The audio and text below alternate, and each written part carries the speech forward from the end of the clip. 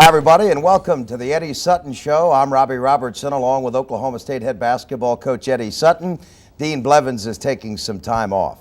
The Cowboys continue to win. 2 more victories. Coach, you're 15-0 now, still ranked 3rd in the country, and you're picking up even more national exposure. This past week, you were on CNN, Coach's Corner. That's a pretty neat deal. I had a lot of fun with Dan Hicks. I've never seen this show, and it comes on Sunday morning, and I came down to our TV studio here on our campus, and they hooked me in with Dan, and we had a good chat, and it was just a lot of fun. I had an opportunity to promote Oklahoma State and tell a little bit about our basketball program and about the Big 8. What did Hicks seem to be particularly interested in, if anything?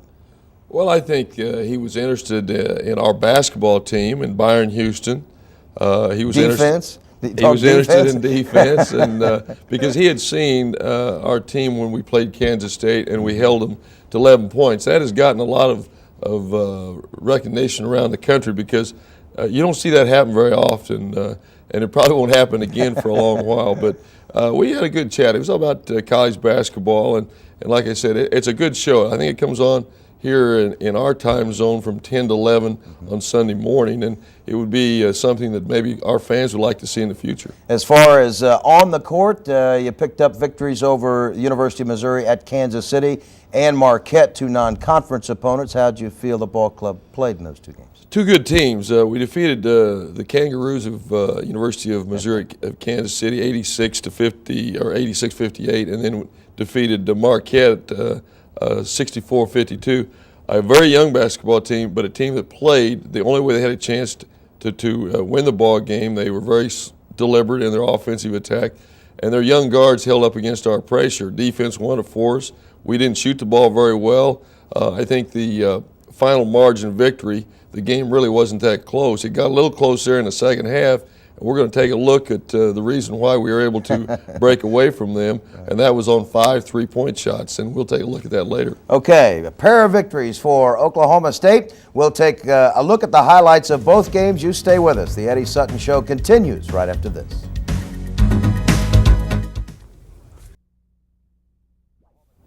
Oklahoma State home twice this past week. A couple of non-conference opponents, Coach. Let's start with the University of Missouri at Kansas City. Lee Hunt used to be the coach at Ole Miss, and when I was at Kentucky, coached against him. He departed University of Mississippi and went to Kansas City and started this program. They went to Division I. Best team he's had up there. I think they were 10-3 coming in.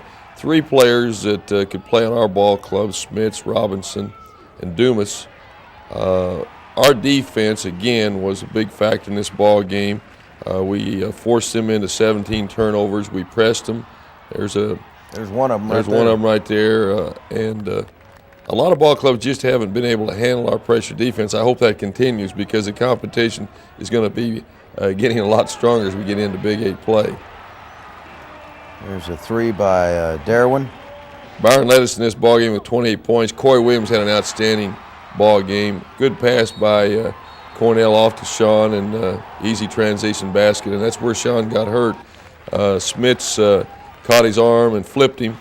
He came down from a height of about 6 feet and just fell flat on his back, on his tailbone, and it's been very sore, and it's been a touch-and-go situation. He played in the Marquette game, but not at full speed.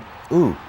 Great penetrating dribble there and a feed to Byron and a dunk, and there's some of our great fans who have been playing the part of the 6-man very well this season. Good shot by Corey. As I mentioned, he had 20 points, only shot 13 times, hit 9 of those. Also had 8 rebounds, leader ball club in scoring. His father, stepmother, baby, sister, aunt and uncle were all here for the first time, and they really had a great evening. Milt Brown scores on the alley-oop. That was a special play. We run a back screen, and Milt was able to convert. Good pass by Darwin off to Randy Davis, and another dunk. Fans like that play. You bet. Good ball movement. This is late in the game. There's another basket by Corey Williams.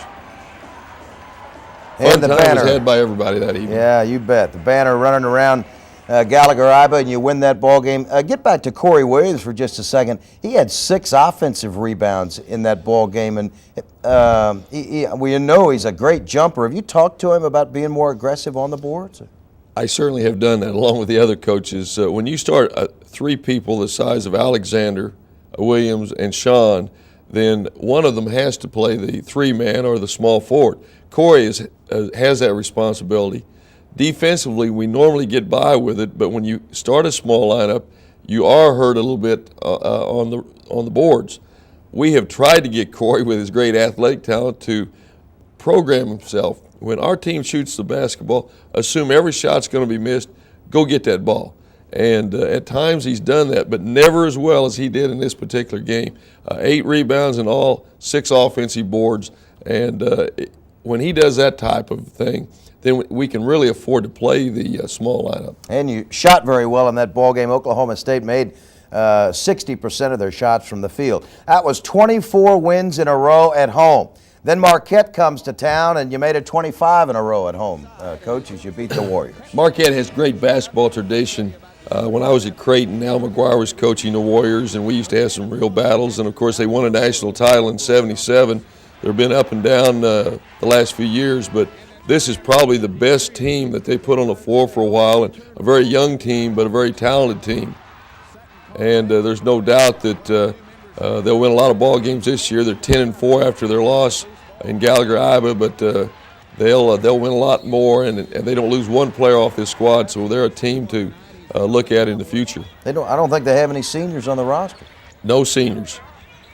They manned us for a while, played zone. There's a great way to attack the zone. We overloaded the zone, went to the baseline, slid Byron into the post, and he converted.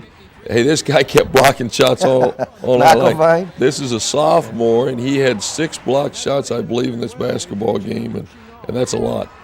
Here's a good heads-up play by Sean, and get the ball out, and Corey Williams dazzles them with about 12-footer from the baseline. We're late in the first half, and this is when I thought we were going to break the ball game. That made the score 31-18, and it looked like they were ready to break, and we just couldn't ever break away from them. They displayed a lot of poise for a young basketball team.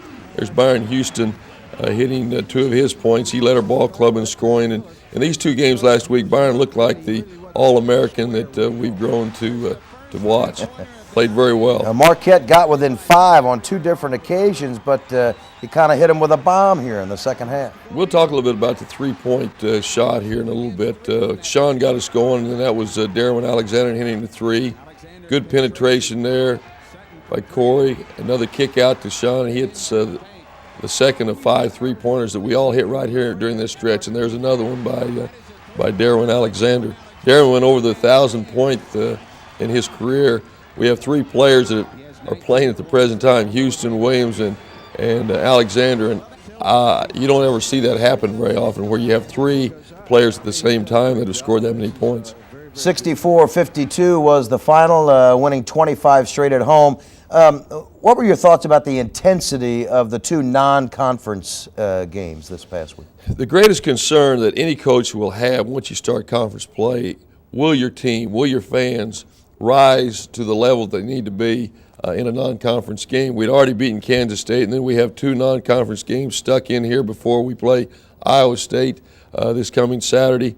I thought the intensity level was outstanding on the part of the fans and our basketball team. The only time in the 4 halves of basketball where I felt we were a little flat was at the beginning of the second half against Marquette. We came out of the dressing room with an 11-point lead, and we weren't at the magic level. We had dropped that intensity level just a little bit, and it certainly did show up defensively, and they drew within 5 points, and that's when we put the 3-point barrage on them. Okay. Oklahoma State wins at 64-52. The Cowboys 15-0 on the year. You stay with us. The Eddie Sutton Show will continue, and we'll have the play of the week coming up. The play of the week is the 3-point shot. Coach, you don't live and die by it, but you're certainly capable and needed it against Marquette. Well, Sean hit one over the deep corner. This is Darwin Alexander hitting the second of 5 3-pointers that we shot in this ball game, and this was really the play. It wasn't one play, it was 5 plays that allowed us to break away from the Warriors. Shot 19 threes for the game. Tied a record for Oklahoma State in the number that we put up. We didn't hit a high percentage. We only hit 5 out of 19, and you need to shoot better than that. But it was the play of the week as far as I was concerned. It won the ball game for us. Was the three-pointers that you made down the stretch when you really needed them, was that something that Marquette was giving you, and those shots were just available for the players, or did you try to shoot three? Did you want to shoot threes against them? We always want to try to get three-point shots in the hands of certain people. Now, we're not going to let everybody shoot three-pointers, but Marquette's defense was a sagging man-to-man, also a zone, trying to take away our inside play, taking away Byron Houston's opportunity to score. And when they leave you open, you got to take what the defense gives you. Everything you do offensively is determined by the way the defense plays the game. And Darwin, Sean, Corey are 3 of our best perimeter shooters, and they are three-point shooters. We haven't been shooting that shot as well as we did last year, but we hope that it's going to pick up. If you shoot 33 1/3% from three-point range, you can score the same number of points if you shoot 50% inside the three-point range. And we encourage our players to shoot that three-pointer when you're open, because it is something that has come into basketball. There are some schools that use the three-pointer more than others. We always try to establish an inside attack, and then once the ball goes in, or if they sink in too far, we'll take that outside shot. And excuse me. Hopefully we'll hit a lot of them against Iowa State on Saturday and against the Sooners next Monday night. Well, you hit them when you needed to against Marquette. We're going to take a short break, and then we'll come back with Coach's Corner right after this. This week on Coach's Corner, we wanted to give Coach Sutton an opportunity to talk about the Big 8 Conference. And, Coach, for the first time in league history, there are 5 teams ranked in the top 25. That's pretty incredible. Should be 6. Nebraska should be in the top 25, and if they keep winning, they'll be there. The best the Big 8 has ever seen. If you played the NCAA tournament today, the only one that has the right to go to the NCAA is the team that wins the postseason tournament. Right. But then they take the at-large teams. And if that were to happen today, you would have 6 teams out of the Big 8, and Kansas State and Colorado would be right behind. And if they were to win a lot of Big 8 games, they too might be considered. For the fans, this will be the greatest season of basketball that probably they've ever seen. It's just unbelievable that in one conference you would have as many quality teams as we have. Well, let's take a look at the results of everybody in the conference. Now has one conference game under their belt, and here's the way the first week, I guess you could say, came out. Something that you normally don't see in the Big 8. You have out of the 4 games, 2 of the visiting teams were able to win. Nebraska won in Boulder, and Kansas won a giant game, and I watched that contest over the Tigers of Missouri in overtime this past week. So Kansas right now would be the team that all of us are chasing, because they have a win over one of the legitimate contenders in the league. And one of the keys to winning a Big 8 championship is to win your share of ball games on the road and win everything at home, and then you better win them all at home, or you better win nearly all of them. Last year we won all of our games at home, and were able to win 3 out of the 7 on the road, and we tied Kansas at 10-4 for the conference championship. I'll be surprised that if someone can get by with only 3 losses, they won't win it outright, and maybe even by losing 4, you might get another tie. It's going to be a terrific race. Well, let's take a look at the standings and show everybody exactly where we are. Obviously early on in the season, but still in all, the top 4 teams, Oklahoma State, Kansas, Nebraska, and Iowa State, and really a bit of a surprise that Missouri and Oklahoma would lose. Robbie, the team that wins the Big 8, as you mentioned, must win most of their games at home. There's always more pressure on you to win at home. Everyone on our campus this week has been talking about the game next Monday night when we travel down the turnpike to Norman to play the Sooners in the Bedlam Series, and that will be a terrific game. It's going to be on ESPN. It'll be the 5th national game we've had on television this year. Dick Vitale, Ron Franklin will be there to call the game. But we better understand that we've got a tough game Saturday afternoon at 1 o'clock with Iowa State. Johnny Orr has probably one of the best teams that Iowa State's ever fielded.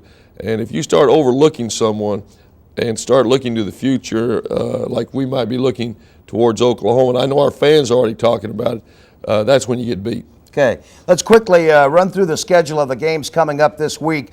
On Saturday, the Cowboys home against Iowa State. Missouri is home against Nebraska. Kansas and Oklahoma go on the road. Kansas at Colorado and Oklahoma at Kansas State. And then the big one on Monday night, Oklahoma State travels to Oklahoma.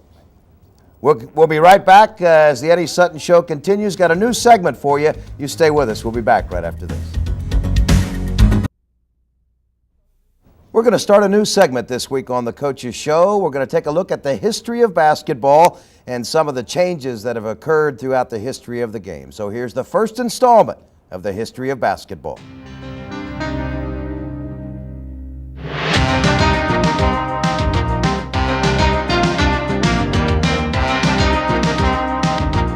Today, the basketball preseason inspires dreams of the Final Four. But 100 years ago, for Dr. James Naismith, it was anything but a dream. In December 1891, Naismith was an instructor at the YMCA Training Center in Springfield, Massachusetts. There he was given the challenge to create a game for the long winter months between football and baseball seasons. Dr. Naismith had a hard time trying to modify the outdoor sports for an indoor game. But just one day before his deadline, frustration turned to inspiration. He would simply apply the principles of the outdoor sport to create a new indoor game. It was to be a game of finesse. The ball would be handled with the hands, but there would be no physical contact or no running allowed. Most importantly, the goal would be elevated. The principles in mind became the rules in hand, and so was born this wonderful game of basketball. Next week, the first basketball game ever played, and it all started with a peach basket. The National Association of Basketball Coaches is proud to present this moment in college basketball history. To watch the complete history of the game, order the video.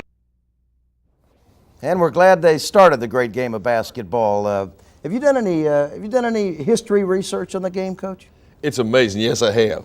That 100 years ago, we didn't have basketball, and in those early years, they had a peach basket. That's how it started, and they shot the ball, and when they got the ball in the basket, they had to get a ladder and go and get it. They played the game 10 years before finally one day they said, hey, let's cut a hole in the bottom of that basket.